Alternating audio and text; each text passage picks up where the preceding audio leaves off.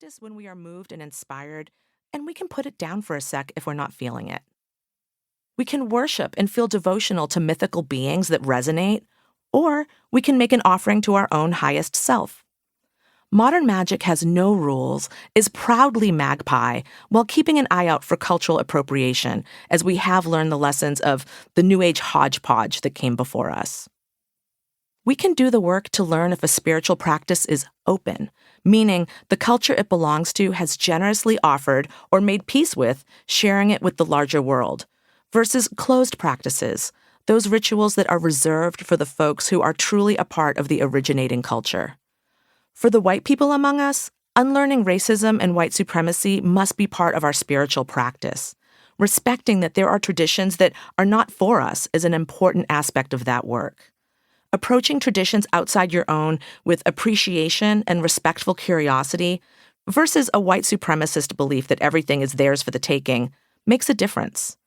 Also, a stance of appreciation and respectful curiosity in general just might be a spiritual practice in its own right. Witchcraft has always been feminist. Witches, women, were the first doctors, the ones who knew herbs and plants could help and heal a body, the ones who understood the mysteries of birth, who helped demystify it for new mothers in their roles as midwives. Barbara Ehrenreich and Deirdre English spoke of these wise women in their seminal feminist pamphlet, Witches, Midwives, and Nurses, A History of Women Healers, saying, quote, "Her magic was the science of her time."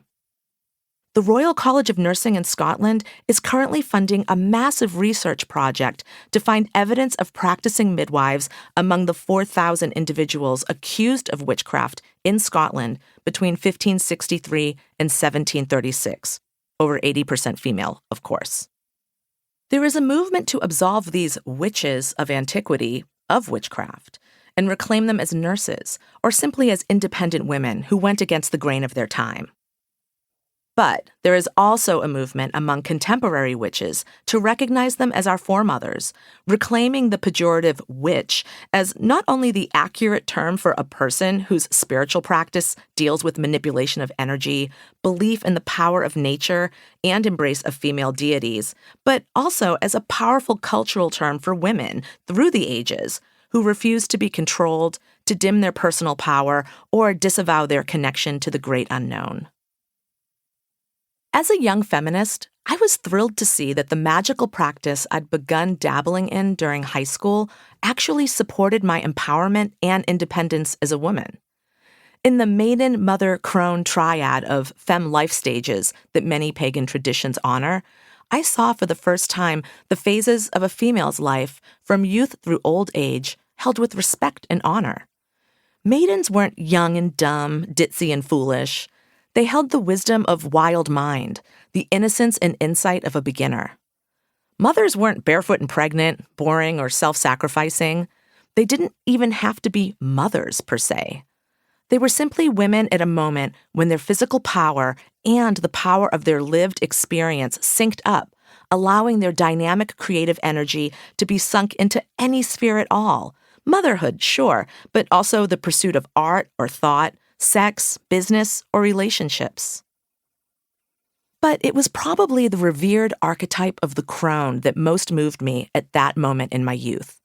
I'd seen the maiden and mother celebrated, if perversely, in the larger culture, but never had I seen a femme at the end of her life honored and revered for all that she'd survived, for the accumulation of her knowledge, for the way her body bowed to the forces of nature, having squeezed every drop of life from her precious muscle, bone, and flesh. Never had I seen an elderly woman's proximity to death approached with awe and curiosity. The crone in mass culture was a dithering fool, the other side of the ditzy girl coin, a little gross, a little scary, but mostly sad and powerless. With witchcraft, I caught a vision of the crone as uniquely powerful, still sexual even, still a cultural force in her community, still alive, a goddess, damn it. Within witchcraft, women and femmes got to take up unapologetic space during all phases of life, and this revelation was one of deep relief to me then, at the tender age of 20. While my own life was still largely unimaginable, witchcraft and feminism gave me a shadowy sense of how I might make the most of my time.